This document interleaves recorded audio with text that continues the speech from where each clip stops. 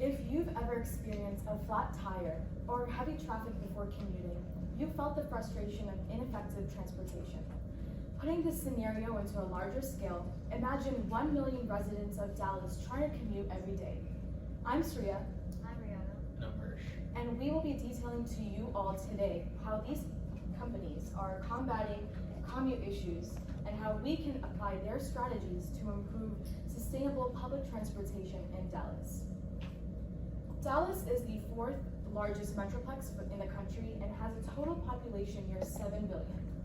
The influx of economic activity brought on by Fortune 500 companies establishing headquarters in Dallas created job opportunities for the 7 million population. To meet the city's economical demand, transportation infrastructure such as railroads, interstate highways, and airports grew concurrently.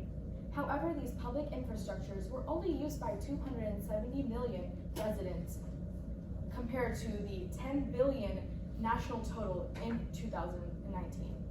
As business professionals, part of our responsibility is to match the transport standards set on Texas for harboring the country's largest transport system. But Dallas lacks transportation that sustainably caters to its residents' commute needs. We propose leveraging data to analyze how we can stay sustainable in providing efficient transportation rebuilt near the hubs in Dallas. A Houston-based federal business known as the Federal Highway Administration started a project to expand Interstate 45 near Houston. The expansion is the address to rising concerns over health hazards. 60 members of the Texas Department of Transportation commented on the project.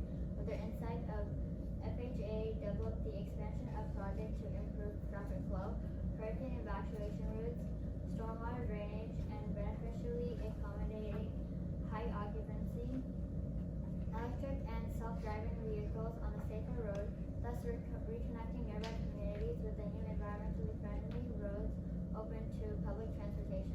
While Dallas can be similarly collect information from the local area to promote sustainable roads for transportation, Dallas may have issues invading local property with expanding a highway. The Federal Highways Administration Interstate 45 expansion plan had displaced more than 1,000 homes and business in low-income communities of color in Houston. However, there exists a company we own for maintaining roads while accounting for public property and welfare. Uber and Lyft identify hotspots in areas where there is high volume of travel demand, which incentivizes drivers to those locations. So as more people use these services, it tends to increase the transportation costs, and they cannot be sustainable in long-term consequences. So according to Sriya, 2005, who is a director at Penn State Sustainable Transport Strategies in China, due to the large working population in China, they used bikes to get everywhere, and now they use motorcycles to get around. They completely ignore the sustainability. However, the increase in motor vehicles has resulted in high gas prices and travel congestion. Beyond repair, they must take different infrastructure approaches to solve these issues created by the addition of vehicles. By the addition of modes of transportation, we are creating a similar risk that China fell into. So according to the pros and cons, according to a recent article of 4 reasons why we chose Uber, it's 2021, app connects with users in a nearby location to get private rides, cheaper than taxis, available at night, and expanding online grocery delivery. People can't afford cars, and costs more than specific situations like emergencies, and sometimes it cannot be available in all locations.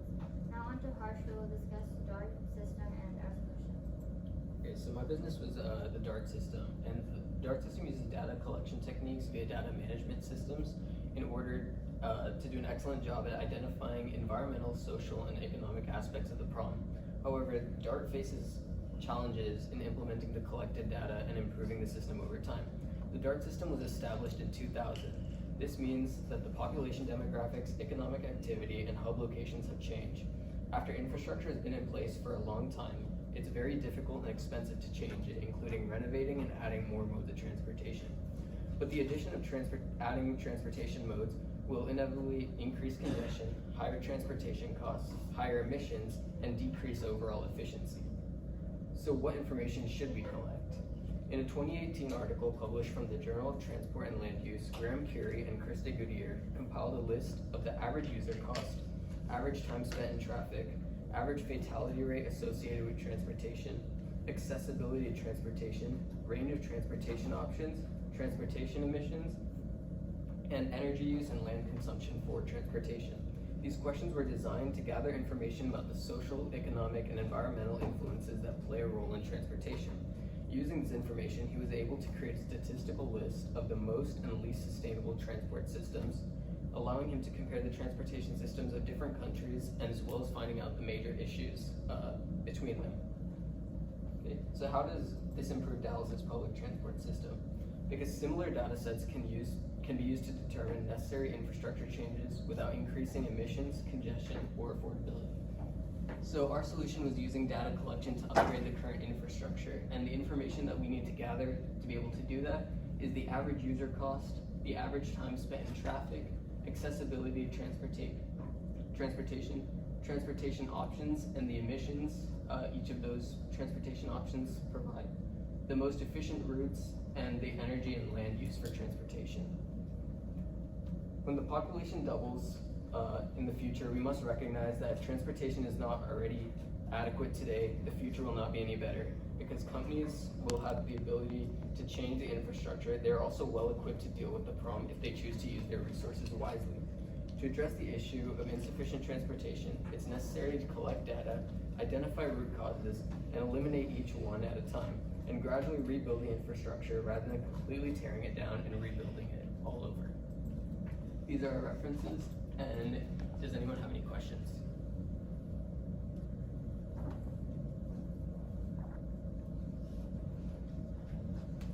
Yes.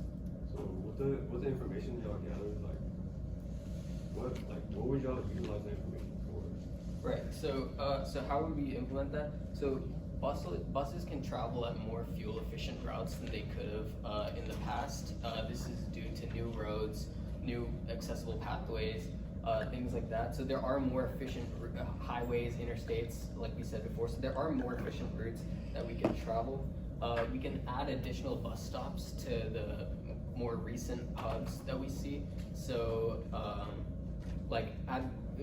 in let's say 2000, the hubs were probably more towards downtown, and let's say now they're more in a suburban area because more families moved as a result of economic activity. So additional bus stops will help serve that purpose, and adding new routes to buses that we currently already have is like the best option that we can provide, because adding more modes of transportation won't really help. Like we said earlier with China, just adding more modes of transportation, it's a short-term benefit, but in the long term, it just comes out to the same conclusion, just worse than before. All right, great job, thank you.